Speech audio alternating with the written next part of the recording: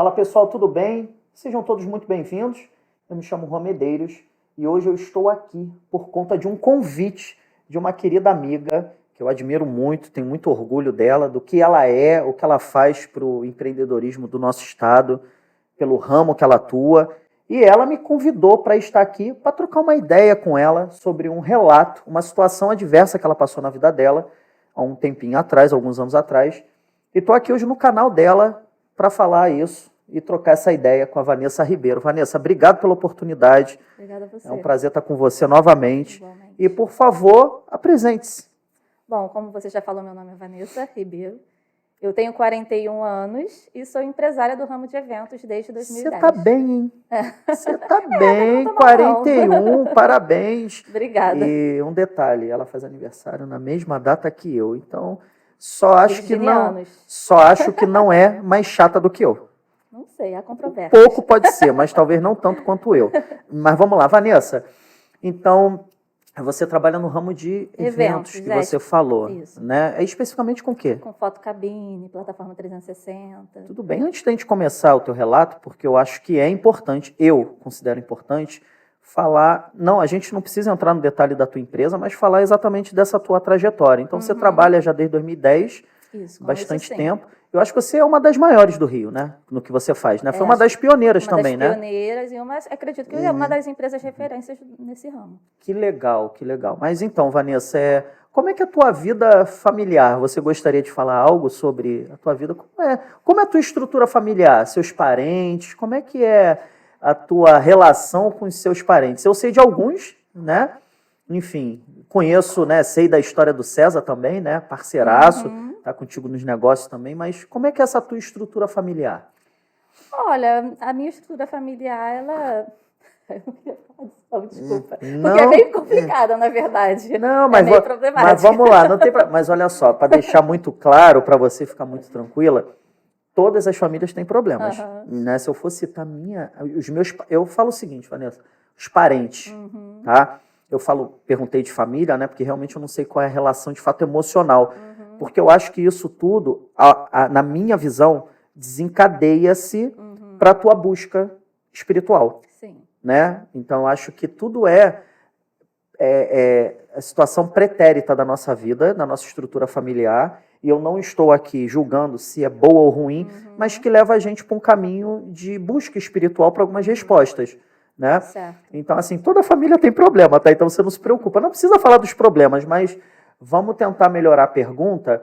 Como é que é o teu apoio familiar? Como é que é a tua conexão com sua mãe? Você tem irmãos, né? Tenho uma irmã. Como é que é isso? Como é que é a relação de vocês? É tranquila? Vocês têm o mesmo, por exemplo, o mesmo direcionamento espiritual? Como é que é isso? Minha família é bem diversificada nessa questão espiritual, né? Cada um tem o seu caminho. Minha mãe, por exemplo, é católica fervorosa. Caramba! A minha sobrinha... Qual a igreja que ela frequenta, você sabe? Eu acho que o nome é Nossa Senhora Aparecida, fica no bairro do Encantado. Eu não lembro o nome direito da igreja, sei que é na Rua Clarimundo de Mello, ela é participante fervorosa dessa igreja. É mesmo? Sim, bem participativa mesmo. A minha sobrinha, que é quase irmã, Isis, porque foi criada, apesar de ser sobrinha, ela foi criada mais pela minha mãe, né? Ela já é mais da Umbanda. Que nem eu, que legal. E foi um caminho que ela encontrou sozinha, assim, por ela mesma, sem nenhuma influência de nenhum familiar. E ela se sente bem na religião de matriz africana?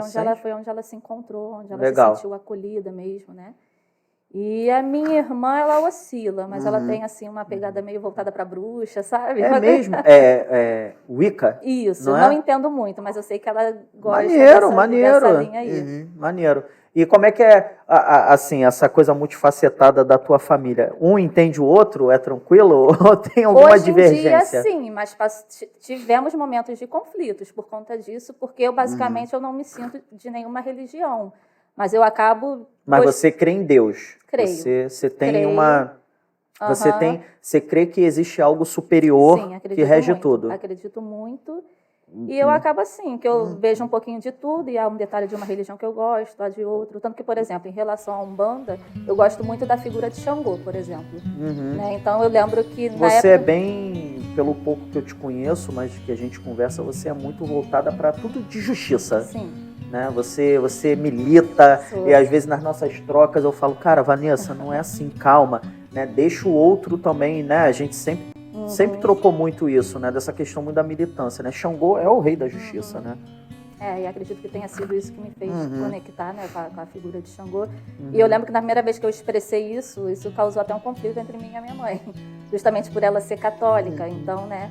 Mas com o tempo ela foi aceitando. Mas o católico, claro, óbvio que tem um outro direcionamento, mas dificilmente o católico, né, ele tem os arcanjos, né, os anjos, né, os santos, né, não deveria ter, né, mas a gente respeita também que a pessoa que, tipo, até quem é do contra, né, que não respeita, a gente tem que entender, né, é problema dele.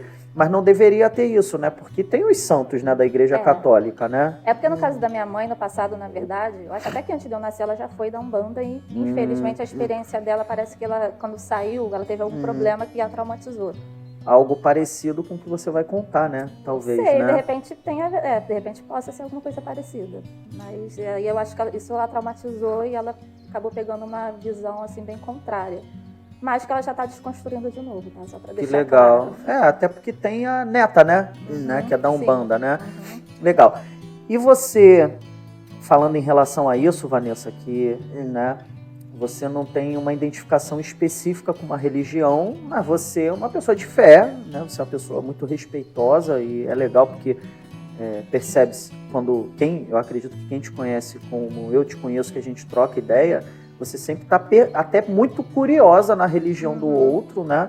E por você ser essa pessoa que crê que existe algo acima, superior, o que fez você a buscar outros caminhos da espiritualidade? Foi para entender a religião, para entender a espiritualidade ou para se entender? Por que te motivou a você a ter outros caminhos de busca? Foi para me entender mesmo, né? Para tentar encontrar a minha identidade espiritual. Porque eu nasci num lar muito católico, né, e fiz parte de tudo aquilo, fiz o catecismo, a primeira comunhão, né, porque foi um caminho natural da minha família, né, porque minha mãe era católica. Mas eu nunca me identifiquei 100% com aquilo, então chegou um momento da minha vida que eu tive interesse e necessidade em pesquisar e conhecer, né, e fui de fato em várias igrejas, né, de várias linhas. Né? Você chegou em alguma cristã evangélica? Fui. É mesmo? Qual?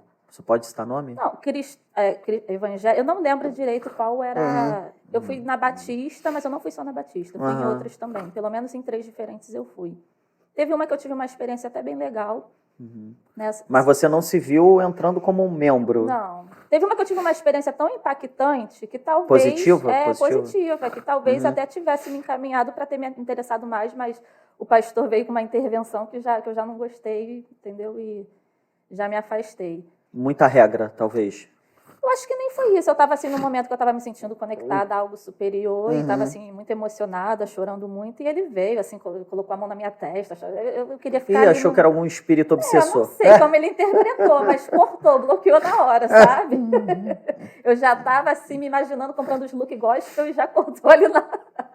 Aquela intervenção dele, para mim, não foi muito legal, não. E aí eu não tive mais vontade de voltar na evangélica. Mas fui no hinduísmo, fui na Umbanda. Hinduísmo. O hindu, ele faz especificamente... Porque hindu tem vários deuses, não é? É hinduísmo que tem centenas... Legal. Legal. Eu não cheguei a me aprofundar, não. Ganesha, acho que é aquele igual um elefante, não é isso? Pô, maneiro, mas tu não se adaptou? Não, eu fui só uma vez mesmo. Era na época que eu estava pesquisando várias, né? Assim, cada semana eu estava indo em uma. Aí teve a semana do hinduísmo, até que chegou no dia do Santo Daime. Entendi. Que aí foi o último caminho que você buscou para a questão de espiritualidade? Sim. Eu acho que depois que eu fui lá no Santo Daime, eu acabei... Não, até cheguei aí algumas vezes, mas acabei entrando num caminho muito cético, que me traumatizou muito. Entendi. Agora, curiosidade mesmo, tá? Santo Daime é um ritual para o consumo, né? Para você utilizar a ayahuasca. É isso? Santo Daime é um meio, é um caminho. É uma das religiões que fazem uso da ayahuasca. É a religião que faz uso da ayahuasca. Não é só o Santo Daime, tem outras. Entendi. Porque o que eu sei... Né, da ayahuasca, por exemplo, é tribo, né? Tribo indígena, uma galera que tem... Dos indígenas, né? Então, Santo Daime não é a prática do uso da ayahuasca, é uma religião que faz a utilização da ayahuasca. Sim. Ok. E aí, como é que você chegou lá? Bom, eu estava nessa busca, nessa sensação de chamado, né? E, na verdade, desde criança, quando eu ouvia falar dessa ayahuasca, me chamava muita atenção. Sabe, assim, o que eles descreviam em relação ao que a experiência proporcionava. Sobre cura, autoconhecimento, sensação de conexão com o universo. E desde muito nova eu tenho a sensação de viver um vazio muito grande, né? De me sentir assim desencaixada, de que há algo de errado comigo. Então aquele discurso fazia muito sentido para mim. E aí em 2018 eu tive a sensação que era o momento, que eu estava vivendo um chamado, e isso me motivou, né? E pesquisei uma igreja do Santo Daime, porque sempre que eu ouvia falar da ayahuasca, era por conta do Santo Daime. Mas eu fui muito mais pela ayahuasca do que pela religião em si. Eu não conhecia muito da doutrina, né? Na verdade, até hoje não conheço muito. E fui. Ayahuasca são ervas, né? É a mistura de um cipó, acho que com uma erva, uma planta, não sei. É a mistura de 2 elementos assim. Entendi. O que eu vi, Vanessa, é que tem alguns segmentos, né, né, de algumas religiões específicas, né, que utilizam a ayahuasca e com rapé também, com outras paradas. Isso no Santo Daime também tem? Eu acredito que sim, pelo menos nessa igreja eu acredito que eles façam uso de várias das medicinas, que eles chamam de medicinas sagradas da floresta, se eu não me engano. Mas no ritual que eu participei, a gente só usou a ayahuasca. Eu estou fazendo aqui pergunta, tá, pessoal, para ela, porque realmente não foi combinado, a gente, né, óbvio, foi combinado a entrevista, né, esse bate-papo, mas não foi, tanto que até, né, deixar muito claro, até perguntei, você quer alguma pergunta específica? Ela deixou muito claro, não, vamos conversar e vamos ver como vai ser. Então, eu também estou fazendo perguntas de curiosidade que eu não sei. Não sei mesmo, eu não fui pesquisar, tá? No Santo Daime, por exemplo, no local onde você foi, né, foi no Rio, né, foi no Rio de Janeiro.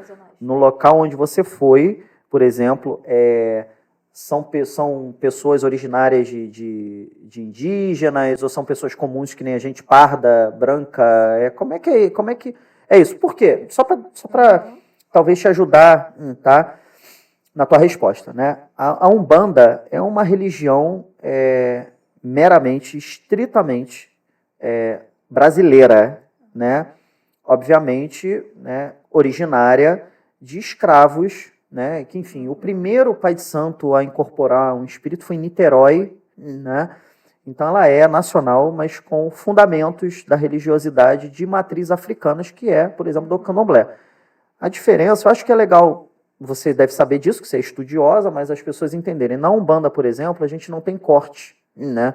No sagrado, na ritualística. A gente não tem nenhum tipo de corte onde tem o egé, que é o sangue. O sangue que é utilizado na Umbanda é das flores, das folhas. Então a gente macera a folha, aquele suco, aquilo ali que a gente dá banho na cabeça, no ori do filho de santo, né, da filha de santo, etc. Só que por ser uma religião originariamente brasileira, dos escravos, é muito miscigenada. Então nós temos pretos e pessoas brancas e pardas. Eu, no meu pouco entendimento, eu acho que quando a gente fala de ritualística da floresta, alguma coisa, Juan, eu gostaria de fazer, por exemplo, tá, com indígenas. Como é que é lá no Santo Daime? Você entendeu? Entendi. Toda essa volta que eu dei para te explicar? O que eu vou falar assim, também é sem conhecimento profundo, é de acordo com a percepção que eu tive lá, né? Porque eu só fui uma vez. Mas, pelo menos nessa igreja específica, eu acho que ninguém ali era indígena, não. Apesar que, assim, na ritualística, na decoração do ambiente, se eu não me engano, tinham elementos que remetiam à cultura indígena. Mas as pessoas, assim, não percebi ninguém de uma etnia, assim, voltada para indígena. Na verdade, eu não percebi nem muita diversidade, assim, eram basicamente pessoas brancas. Entendi. Então não tinha nenhum, também não sei o nome que dá, tá? Não sei se é Tata, Babalaô, Babalorixá, Pai de Santo é o quê nisso? Não sei mesmo. A figura principal ali do que conduz o ritual? Tem que ter um, sim, por exemplo, eu sou iniciado, eu sou Pai de Santo na Umbanda, né?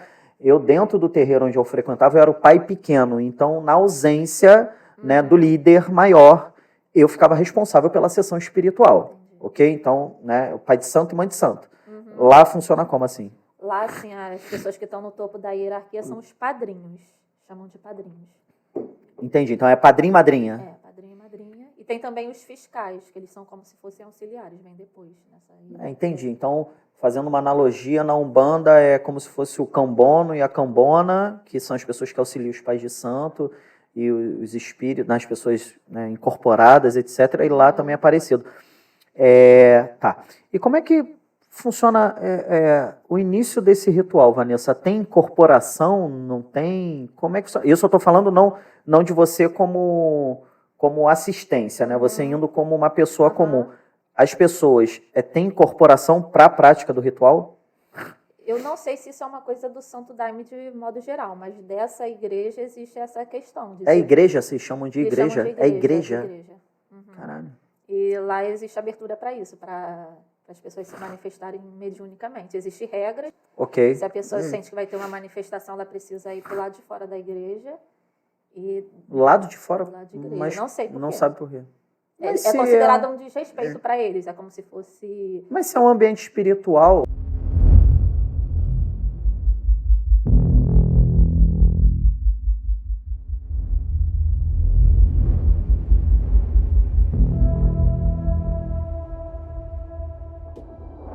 Por exemplo, eu vou fazer também pergunta de neófito, de zero conhecimento. Por exemplo, né?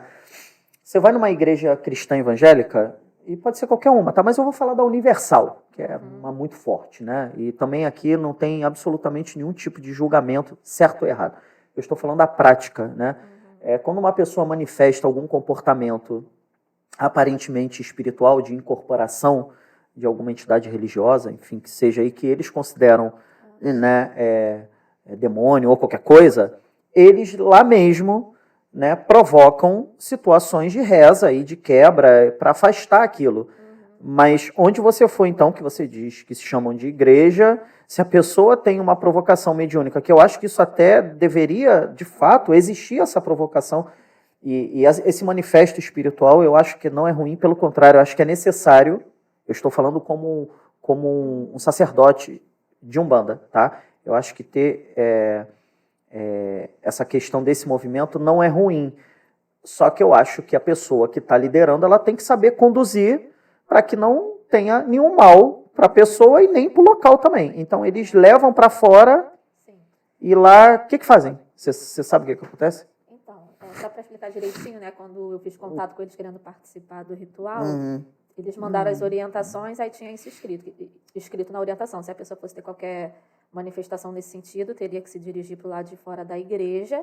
E, pelo que eu entendi, a explicação disso é para não afetar no trabalho das outras pessoas.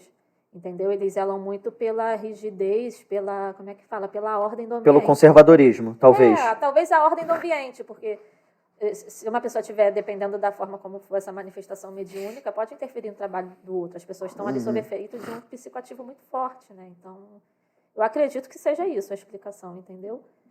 Você tá indo pelo, talvez, o bom senso. Eles não me deram essa explicação, mas assim, para eu tentar entender isso dentro de uma forma coerente, é o que me dava a imaginar, que é para não atrapalhar ali o trabalho das outras pessoas.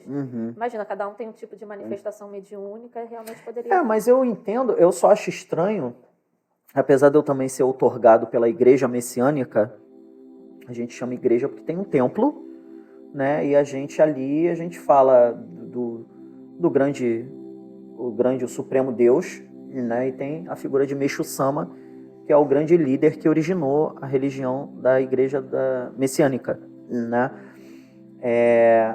E eu não entendo muito quando fala igreja, né? E quando tem um ritual, qualquer ele que seja, e que tem uma manifestação espiritual, mesmo que não corpórea, mesmo que a pessoa não seja um instrumento de vibração, de incorporação, tem uma manifestação, porque, como você falou, é um psicoativo, então você ingere ali, bebida, né? É bebida, né? Você ingere a bebida, que ela vai ter uma manifestação espiritual, né? E não tem esse tratamento de acolhimento, né? De cuidado, né?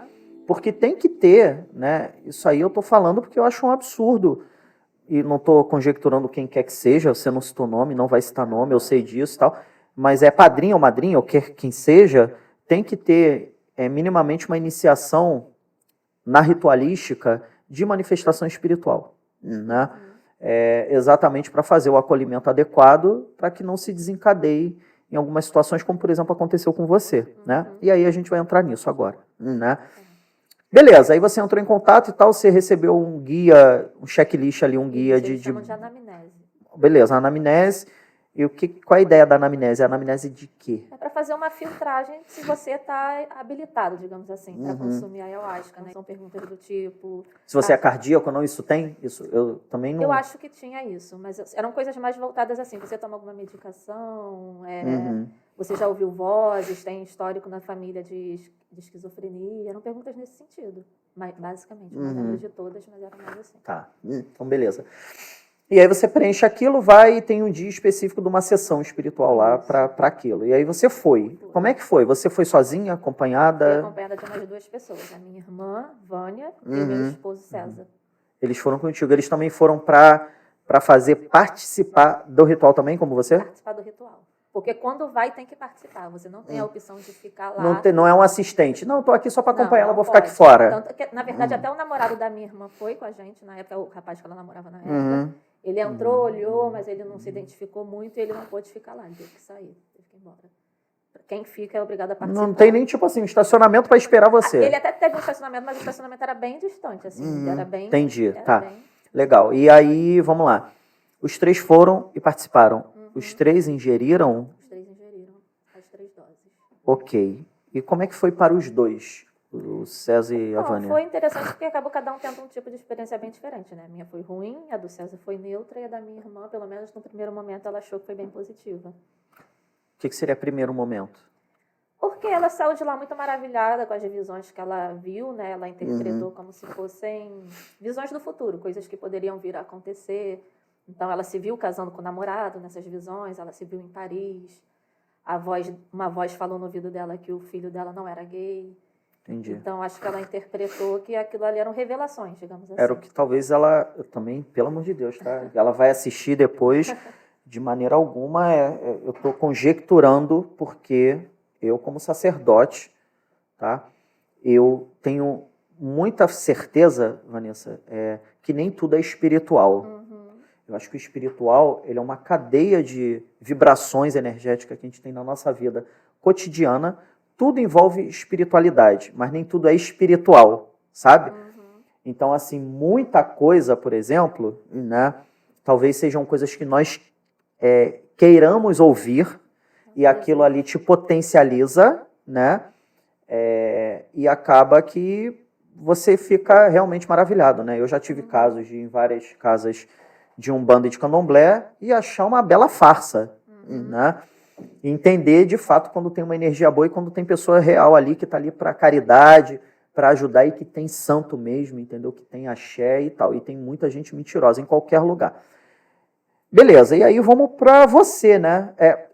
Você já tinha me falado antes, e aí isso a gente já tinha conversado, que tem doses, né? Você toma... São 3 doses, né? 3 doses. Isso é a regra, ou como é que funciona isso? Que são 3 doses de ayahuasca, ou toma uma, ou tem que tomar as outras 2? Eu não sei como está hoje. Eu lembro que antes de eu pesquisei, assim, de uma forma geral, eu entendia que a pessoa tinha que tomar a primeira dose.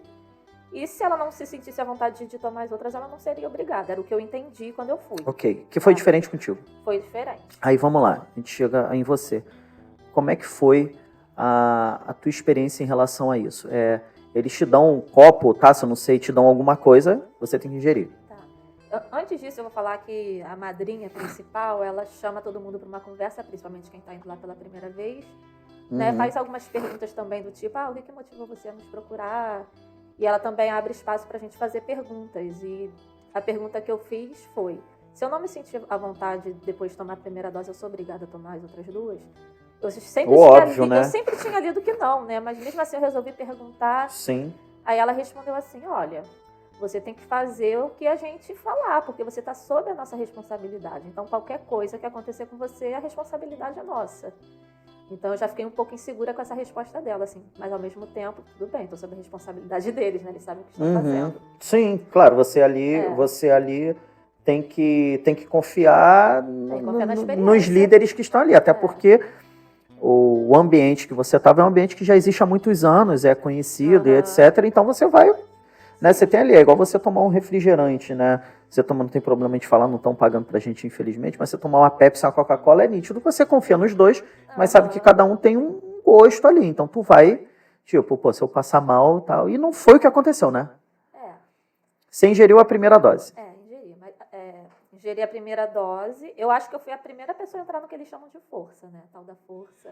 O que seria isso, força? É quando eu acho que começa a agir. E você começa a ter uma percepção diferente do ambiente. Né? Eu tive a sensação de realmente assim, as cores ficarem mais vívidas, o som mais vívido. Mas eu confesso que eu estava muito tensa, né? Eu estava sentindo muita tensão. Então... Tem essa parada, então, sério mesmo, tem isso? É tipo força. É como se você, sei lá, tivesse alcançado o Nirvana. Tipo, tu entrou num estado espiritual bizarro que tu toca, a tua sensação é mais... Sua percepção das coisas mudam, mas eu não vou dizer que foi o Nirvana, porque o Nirvana é uma coisa muito gostosa de sentir pelo meio. Eu tô conjecturando, né? Eu tô fazendo uma situação hipotética, mas assim, digamos que os seus 5 sentidos, eles ficam mais aguçados. Naquele primeiro momento foi essa sensação que eu tive, principalmente em relação ao visual, as cores do ambiente e o som. Ficou muito mais vivo e nítido, né? Mas eu estava muito nervosa, né? Sim. E eu lembro que, como eu estava muito nervosa, as fiscais ficavam atrás, eu olhei para trás, querendo a ajuda das fiscais, porque eu realmente estava muito nervosa, era como se eu precisasse de alguém do meu lado. Aí uma fiscal veio até mim, aí eu já muito nervosa, eu falei assim, eu só quero um abraço, por favor, você pode me dar um abraço? E eu senti que ela não gostou do meu pedido, entendeu? É como se... Como assim, cruzes? A pessoa está no ambiente espiritual, outra pede um abraço, que é um acolhimento. Foi o oposto de acolhimento ali. Ela já fechou a cara, ela me deu assim um abraço de uma vontade, mas já saindo e cortando o contato visual. Eu tive a sensação de que eu cometi um grande erro de pedir um abraço, né? Não, o erro não foi teu, me desculpa. Eu enquanto líder religioso, nos ambientes que eu estava, e mesmo quando eu não estava liderando, mas que eu estava como membro comum, quando haviam uma sessão espiritual na casa que eu frequentava, até mandar um beijo para eles do Centro Espírita Trabalhadores Humildes, que eu tenho muito orgulho de ter iniciado lá mais de 20 anos atrás. A gente, às vezes, desincorporado, chegava uma pessoa fedorenta, suja, e falava, irmão, tô precisando de água e tal. Aí tu serviu uma água para a pessoa, pô, muito obrigado. Às vezes, ser humano é assim, né? Eu tô falando por mim, Juan, né? Eu sou muito chato com limpeza, né? E às vezes a pessoa vinha com a mão suja, assim, catador de lixo sujo, e ali tu esquece, e tu aperta a mão, sabe? Tu dá um abraço e tal, porque ali é um ambiente para isso. Senão a pessoa não estaria ali te procurando, porque Jesus está em qualquer lugar, né? Então, assim, eu acho que longe disso, você não cometeu erro nenhum. Talvez com medo de magoar, né? E talvez você fale, não, eu fiz o erro. Não, você não cometeu erro nenhum. Muito pelo contrário, eu acho que o papel da pessoa ali na liturgia seria acolher, não importa o que você estava sentindo, né? Mas e aí, a sequência disso, como é que foi? Aí eu acho que isso me deixou mais nervosa, né? Porque eu sentia que eu precisava de alguém do meu lado para ter essa ancoragem emocional, porque é uma experiência difícil. A gente fica tenso no início, porque a gente não sabe, né? Se vai ser algo bom, se vai ser algo ruim. Eu estava muito nervosa. E como eu senti que ela se fechou, aí eu continuei olhando para trás para ver se alguma outra fiscal, né, entendia assim, a minha necessidade de ter esse acolhimento. E todas elas, quando ignoraram, faziam questão de virar o rosto. Tipo assim, você chegou a passar mal a ponto de vomitar? Não tive nenhum tipo de expurgo, que eu acho que até agravou a minha situação. Porque eu acho que o expurgo, que acho que tem isso, né? Tem isso, ajuda, né? Você tirar um pouco da substância, o excesso. Comigo não teve. Então eu fui realmente... talvez até uma intoxicação pelo excesso, entendeu? E aí no primeiro momento foi isso, eu já, né, não me senti acolhida. E eu lembro que eu comecei a me sentir muito desorientada. Tinha um caderninho de hinos que a gente tem que ficar acompanhando dentro das músicas, né? E eu não conseguia ler. Meu cérebro, eu estava nervosa, que eu não estava conseguindo acompanhar as músicas. Peraí, tu lê depois de beber a parada? É o ritual, você bebe... E tem que ler? Como é que a pessoa lê? Que o bagulho... É uma cantoria, desculpa. É uma cantoria e como eu não quem não conhece os hinos tem que comprar esse caderninho. Que, inclusive, no e-mail eles diziam que era opcional a compra desse caderninho, mas lá a gente foi obrigado. Até criou um clima ruim entre a gente. Claro, lógico. Porque... O que está escrito, vale o que está escrito, né? Falou que era opcional, tem que comprar. Não só a gente teve que comprar, como a gente foi obrigada a cada um comprar o seu. Eu, o meu, a minha irmã, o caderninho dela e meu esposo dele. Então, teve a taxa para consumir ayahuasca. Uma máquina de dinheiro, né? Isso, ainda teve essa questão do caderninho. Então, foram duas Que coisas. interessante isso. É bom saber disso, né? E Eu acho que... então... E aí, como é que foi o término disso? Como é que você saiu, né? Porque a tua irmã teve uma experiência, o seu marido teve outra. Como é que foi você e como é que terminou tudo isso, né? Agora eu vou para a segunda dose, que eu acho que é o ponto ápice da experiência. Né? E como eu estava me sentindo muito mal, muito desorientada, quando chegou o momento da segunda dose, eu avisei ao padrinho, olha só, eu estou me sentindo desorientada, eu tenho mesmo que tomar a segunda dose? Aí ele falou assim, você está desorientada porque você está desorientada na vida. Então, você está se desorientando para se reorientar. Gentil, tá. Aí eu falei assim, jura? Posso confiar? Ele, pode. E me deu. Aí eu, cheia de medo, né? Mas tomei a segunda dose, voltei para o meu lugar. Aí eu acho que foi nesse momento... Na verdade, sim, eu tenho um pouco de dúvida da cronologia dos fatos, tá? Mas os fatos são esses. Mas a cronologia é que às vezes eu tenho dúvida. É porque te afetou, né? Posterior te afetou, já né? tem mais de 7 anos, né? E eu estava no estado alterado ali para lembrar com precisão. Mas eu tenho certeza que a minha memória é que está mais real, né, em relação ao que aconteceu. E aí voltei para o meu lugar e entrei numa espécie de transe. Né? Fiquei assim, em transe, uma onda branca vindo em direção à minha cabeça. E eu fiquei realmente assim, eu não conseguia nem ficar ereta na cadeira. Meu corpo tombava para frente, para trás, eu não conseguia abrir os olhos. E aquele transe, algumas imagens ameaçavam se formar, não concluíam. Às vezes eu tinha a impressão que ia formar o rosto de uma indígena, mas eu não tenho certeza que não chegava a concluir. E eu fiquei muito tempo ali naquele transe, sentindo aquela fraqueza, e nada de concluir imagem. Eu falei, cansei, vou abrir meus olhos. Com muito esforço, abri meus olhos, né? E ali muito fraca. Eu lembro que eu sentia um formigamento muito intenso aqui acima do lábio, que me fazia ficar passando a língua assim. Era umas coisas até constrangedoras, eu não sei porque eu fazia isso, mas depois você adormeceu, né? Enfim, aí eu estava ali muito fraca fisicamente, realmente não conseguindo ficar ereta na cadeira. E em algum momento, diante desses quadros de extrema fraqueza, eu sou tomada por alguma força. Que aí eu não consigo explicar. Mas algo que me faz levantar da cadeira e ir para o outro lado do salão, que não pode. A regra é bem clara. Homens de um lado, mulheres do outro.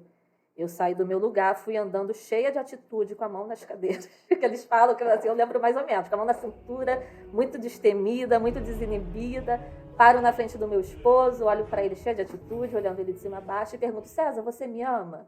Cheia de atitude, tipo questionando ele, sabe? E aí, nesse momento, as fiscais que me ignoravam, não me enxergavam, nesse momento elas me enxergaram, acho que vieram umas 3 fiscais para cima de mim, me seguraram e falaram, você não pode fazer isso, volta para o seu lugar. E aí é engraçado que na hora que elas me seguram, parece que aquela força, assim, é anulada, sabe? Eu volto assim pro normal, eu fico muito constrangida, peço desculpa e sento no meu lugar. Né? E sento no meu lugar e continuo me sentindo mal ali. E tentando, né? Tem a questão da meditação e tal, tento, né, ficar tranquila, voltar para a meditação. Mas aí, em algum momento, o padrinho principal, ele parece que fica desestabilizado. Nesse momento eu não consegui abrir meus olhos. Eu acho até que ele foi para o lado de fora da igreja, porque eu acho que ele, na verdade, recebeu uma entidade. Uma entidade que começou a brigar, a dar esporro, digamos assim. Não sei com quem. Não sei se era com alguma coisa que ele estava vendo, mas ele reclamava muito, falando alto, brigando. Eu lembro muito que ele repetia, respeito pela casa, pedindo respeito, como se alguém estivesse desrespeitando a casa, né? E aí eu ficava ouvindo aquilo, eu falava, meu Deus, será que isso está acontecendo mesmo? No meio de um ritual, o homem gritando essas coisas, o padrinho. E eu ficava tentando prestar atenção naquilo e me perguntando se aquilo estava acontecendo mesmo, se era mineração, que eu já não sabia o que era real, o que não era. E aquilo só me deixando mais nervosa, né? E em algum momento, eu muito nervosa, eu vou andando apressada para o lado de fora, meio que correndo, e meio que gritando, alguém tem que me tirar daqui, falando alto, alguém tem que me tirar daqui, alguém tem que me tirar daqui, bem nervosa e alterada, e eu desmaio. Eu acho que o desmaio até foi pelo desespero, né? Porque você tá no efeito de um negócio que potencializa tudo. Então, qualquer coisinha hostil soa muito maior, é muito amplificado. Assim como se uma coisa boa, se você receber um abraço no efeito daquela bebida, o abraço vai ser muito mais acolhedor do que o normal. E qualquer manifestaçãozinha hostil também vai ser muito mais hostil do que realmente foi, né? E aí eu desmaio, né? e fico do lado de fora desmaiada. Perder totalmente a consciência. Eles te ajudaram? Então, aí nesse momento entram as fiscais, né? E meu esposo fica muito nervoso e tentam deixar meu esposo do lado de dentro, não querendo que ele veja como é que eu estava, mas ele não consegue, né, obedecer essa regra. Ele vai para o lado de fora ficar olhando. Ele respeita a questão do distanciamento, ele não fica perto de mim, mas ele fica olhando tudo de longe. E ele diz que as fiscais me maltratavam, entendeu? Elas não eram acolhedoras. Eles falam, era impaciente. Tinha uma que te tratava bem, ele falava isso. E eu lembro realmente de uma que tem momentos que eu volto assim um pouquinho à consciência, eu consigo lembrar de algumas coisas. Eu lembro realmente de uma que me fazia carinho, perguntou meu nome, né? Mas eu lembro sim que as outras pareciam muito impacientes, irritadas, sabe? Assim, essa menina dramática, como se fosse alguma coisa nesse sentido. E ele diz que essas que não me tratavam bem falavam algo bem baixinho no meu ouvido, que ele não conseguia ouvir. Mas que eu ficava me defendendo, assim. Isso eu não lembro, porque minha consciência estava tão alterada. Mas ele diz que eu ficava assim para elas. Eu? Tipo assim, eu questionando. Parecia que elas me culpavam por alguma coisa. Eu imagino que algo do tipo, você está atrapalhando, você está dando trabalho, fica quieta aí. E eu só ficava assim, eu? Né? E aí voltava e apagava de novo. Às vezes eu despertava. Aí eu via que ainda estava naquele local, eu falava, não acredito que eu ainda estou nisso. E ele diz que fiquei um bom tempo, né, ali fora, nessa situação, e não sendo bem tratada pelas fiscais. Tá. Vanessa, acho que a gente ainda tem coisas para falar. Acho que a gente chegou quase a 1 hora, tem 40 e poucos minutos. Eu não sei, eu recomendo que a gente faça um segundo bate-papo, para aí a gente pegar... e saber de fato o que aconteceu posteriormente contigo, que é onde chegou aqui, que 7 anos, né? Que você, aí você buscou ajuda médica pra caramba, que desencadeou. Eu acho que a gente precisa ter um segundo bate-papo, e até para criar uma expectativa e curiosidade nos demais. Sim, porque depois tem a terceira dose.